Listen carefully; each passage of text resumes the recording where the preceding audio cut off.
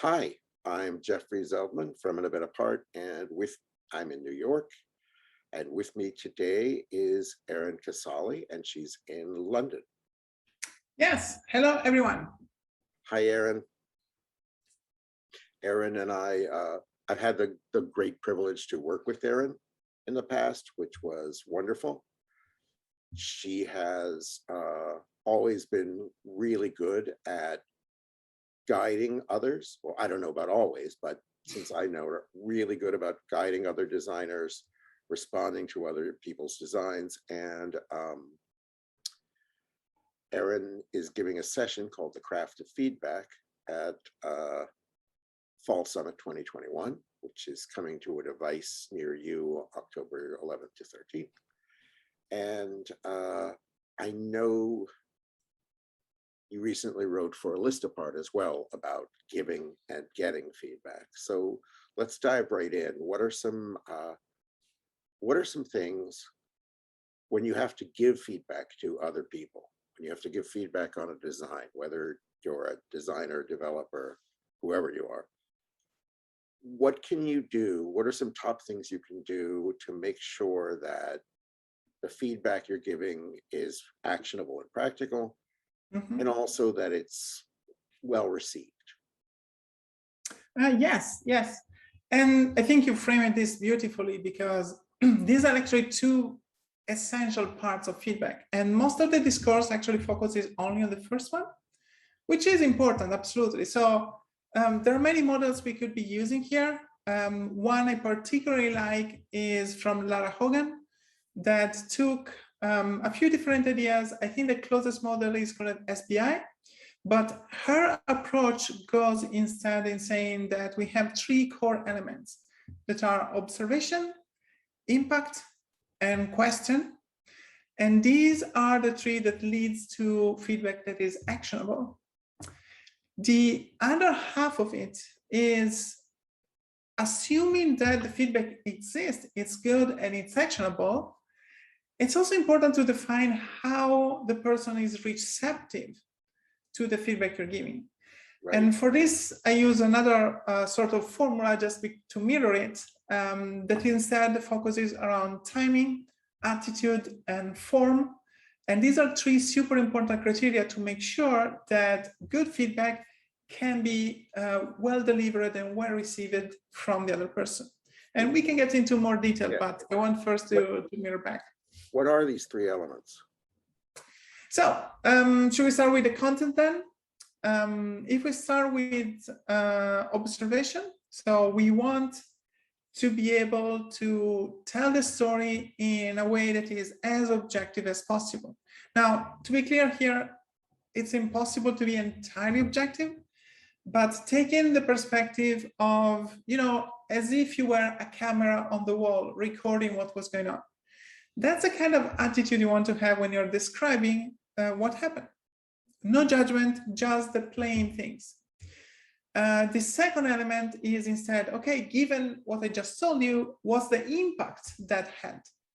So what effect these kind of set of actions had on me, on other people, on the team, on the organization, or if we are talking about designs, what impact is going to have to our customer in the final shipping product. And finally, I use the word question here, because I think that the best way to approach this, especially because we're talking with usually experienced people, experienced designer, they're professional, they have years and years of career on their back, is to approach this as a question. So oftentimes people already know and already have the expertise to answer it. And so framing the thing not as a suggestion, as an input, you should be doing this, but instead, what do you think we should be doing? Often is enough. You don't need to be prescriptive at that point. And these kind of three elements create feedback that can be delivered effectively. Now, how can we deliver this, right? And so the equation of the core receptivity equations has the other three elements that are, one is timing. Feedback needs to be delivered exactly at the right time. And usually it's very close to when the thing happens, but you cannot really wait. And again, this happens both to people, someone did something and you want to try to be as close as possible. And of course, for products, if there is a design that was done yesterday, this week, that's a good time to give feedback. If you're waiting months, probably not the right time anymore. So not as it's about to ship. Exactly, right? And I have a few stories that I had. For example, one time I was reviewing with a person. She had an excellent way to frame feedback, deeply insightful. But reviewing with her what was happening, I noticed that the pattern was that she was always in at the very end. So when things were about to ship. And she was deeply frustrated because the effect was my feedback isn't listened. That's true. That's not the right time. So simply changing then and making her aware, okay, let's try to identify better moments for you to give that feedback. It changed it completely. She became very effective, very successful in her feedback, and her insights were really good for the team. But I hear what you're saying, but the person who needs the feedback has to work to make it available at the time it's needed. And Yeah. the company, the organization has to let that be part of the process. If the organization doesn't say everybody chime in until right before it ships, then the feedback will always be frustrating, right? Because yes. I wish you'd said that. I wish you'd said that a month ago when we could have done something about it, or when we could have tested. That's an excellent point. So if you shift the attention a little bit from the person giving feedback to the organization setup to be able to enable that feedback, that's exactly the point. So we could shift our attention, look at the organization and say, okay, are there communication channels? Is there a clear and transparent way to leave that feedback? Yes. That's exactly at organization level what needs to happen to allow good timed feedback to happen. How can you, if you're a worker, right? If you're not the head of a division, and most of us aren't, how do we, and if our company or our organization is kind of doesn't have any processes in place that guarantee that feedback comes when it's most actionable, most best received, what can you do to sort of manage up to get your manager to help you get the right feedback when you need it? This is an excellent question. And I think there are two aspects to it. One is just the awareness of what you have in control to change and what you can try to influence.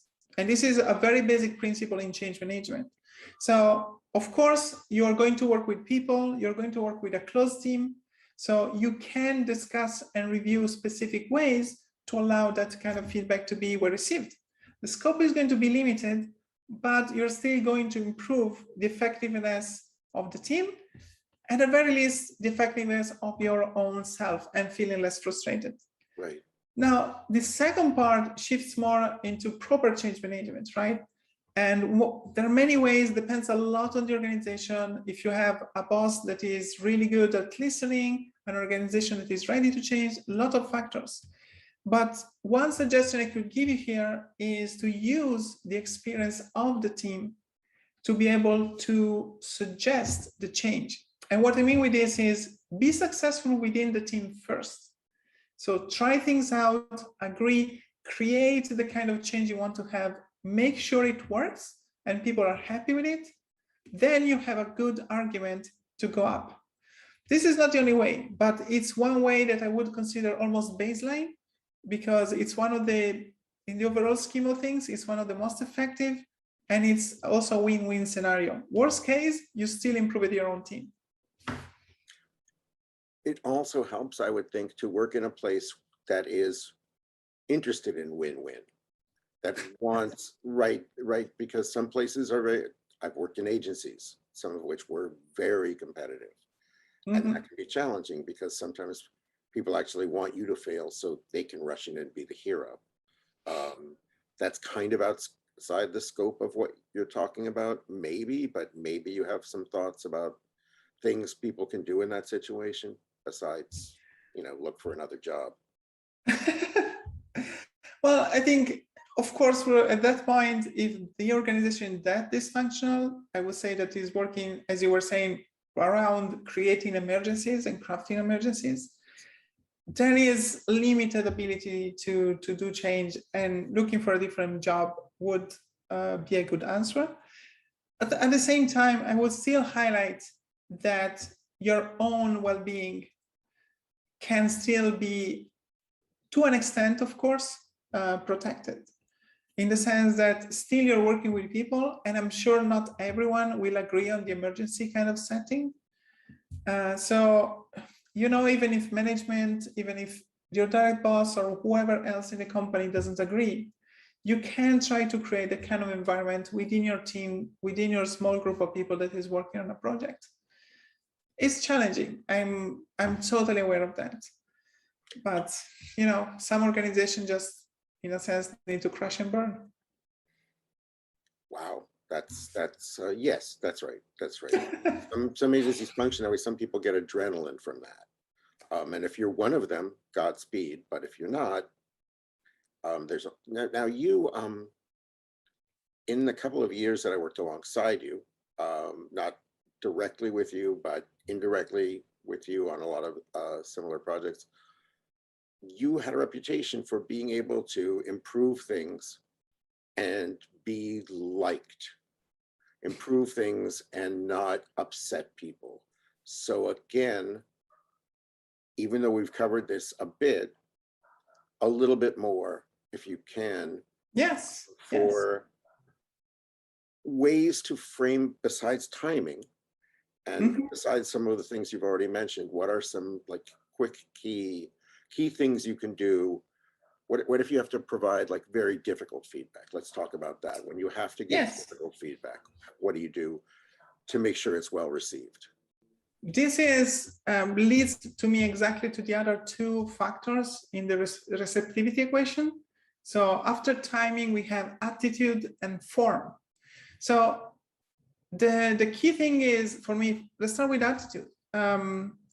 We can talk about attitude in terms of radical candor, for example, but even without going into different models and different approaches, attitude for me means that you can work with positivity, you can work with positive reinforcement, and you need to have a real interest in growing the other person, in growing the project, and not just being the person that has knowledge and thus can push down others. And I think this is the key difference. In the examples you mentioned, and I'm glad that was how it was seen, for me, the essential bit has always tried to understand how people worked first, and then enable a change based on their existing flow of work. And incrementally, not as, I know what the end goal is, but it doesn't matter if I cannot reach it. So starting from where people are, because they already have a lot of knowledge in the way they work, they already changed and tweaked and optimized their own workflow. And so, you know, if you like working, what I don't know, like in a specific way in an Asana board, or you like using, in the case of automatic, P2 in a certain way, let's work with that. Let's start there. And maybe if there is a need for a change to something else, I need to be able to show you that there is value in that change. And I think these are all aspects of change management and transformation that, however, for me, start from the desire to not change for change's sake, but or even not change for the organization's sake. The organization change that works is a single individual change that works. Some are easier, some are harder. But everything has to start for me from understanding the way of working of the individual. So like the golden rule, not even that, give feedback unto others as it works best for them. Yes. That's not the golden rule, that's the platinum rule. Give feedback for others as it works best for the way they work. Let's get to the other side of this. Just we're going to need to wrap soon. So if you're a person seeking feedback, because all of us do, Yes. what are things that we can do?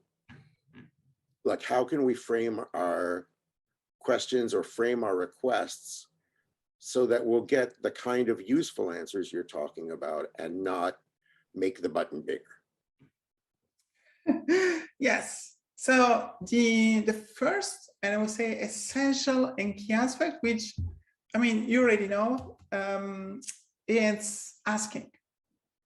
So the key is within the ask. And even if you are in a context where it's assumed you're going to give feedback, there is always space sometimes to make a clarification and say, is this the thing you need to feedback on? And on the requesting side, always being clear that's what kind of feedback you want. And so framing and being able to frame the right question and focus around the right question, because sometimes I've seen presentation of designers that show the entire work and then they ask the question, but you show the entire work, you haven't focused on the thing you wanted feedback on. It's timing again, in part, right? like what you just said. In part, it's timing, but it's context, like how you're framing, yes. right? So the ability, but there is a quality in the ask that tells people that you are open to feedback. So it creates an implicit consensual exchange and makes it explicit. That's very powerful on its own. How do you demonstrate, or how do you signal to the person that you're talking to, I'm actually looking for feedback, I want this to be better, I want your wisdom, I want to hear from you, not have them worry that you're really just, they made me do a feedback review, so here it is, keep your mouth shut and we'll be friends. Like, yeah, I think that the key there is specificity again, because if I come to someone and say, can you give me feedback about this design? I'm like, whoa, sure. At which stage you are in the project? Do I need to go deep? Is the flow already established? There's so many things I could be discussing. Right. And also there is the assumption that if you're asking me a generic thing, I may be thinking exactly as you're saying, you're just doing a checkbox exercise. But if you're telling me specifically, now I know that you're actually looking for something, right? So is this flow clear enough? Is the number of steps, is the kind of steps you're making, the information is presented in the right way? You are creating a specificity in the request that allows me not only to be more precise and so being able to deliver better feedback, but also it tells me that you're truly interested in the feedback. Yes. I wish I had known this the first 10 years of my career, at least, where to me, I didn't really want feedback, I wanted approval. Yep. Right? I've already figured it out. This is genius. Just buy it. Just buy it and say thank you. Like, no matter how humbly I presented, that's really what I was feeling. So change from within. Maybe that's a good place to stop right now. Of course, there's lots more that can be learned. Erin's session, The Craft of Feedback, will dive deeply into the foundation of feedback from a cognitive perspective, synthesizing lessons and principles you can apply in your day-to-day work. Her session will happen on October 12th in the Fall Summit, which offers 15 in-depth sessions plus questions and answers with the speakers, special after-hour sessions, resources you can look at afterwards, 6 months where you can review everything you saw, watch it over and over again, all good stuff. And Erin, you may not know this, but during the month of September, if you buy a Fall Summit 2021 3-day pass, you will receive a free copy of Eva Penzimug's new book, Designed for Safety. So buy now, get the free ebook. That's what we're doing. I'm so thrilled to have you on our virtual stage for the first time. This is our 15th year. of an event apart. And finally, we've got you, which is great. And hopefully at some point in the future, won't be the virtual stage, it'll be in person again. But the virtual stage is pretty cool. And the ability to pause and take notes is pretty awesome. And we don't really get that in live theatrical presentations. So really looking forward to next month, seeing you on our stage. Thank you for everything you do, Erin. You are a really wonderful designer and person, and I'm glad to know you. Thank you. Yeah, you are welcome. And with that, thanks everybody, and we'll be back with more interviews soon. Bye-bye. Bye.